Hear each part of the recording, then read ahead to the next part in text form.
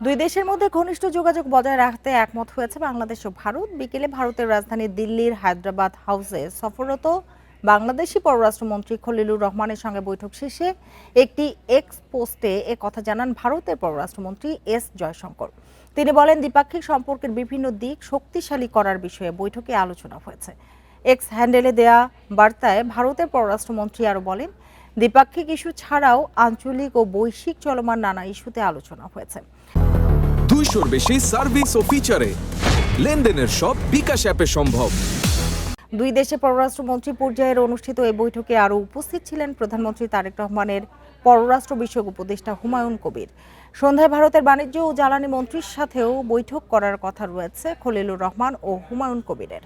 দ্বিপাক্ষিক সম্পর্ক গতিশীল করার পাশাপাশি জ্বালানি সহ নানা খাতে সহযোগিতার বিষয়ে আলোচনায় আগ্রহী ঢাকা। দুই দিনের শুভেচ্ছা সফরে মঙ্গলবার দিল্লি যান বাংলাদেশের পররাষ্ট্রমন্ত্রী।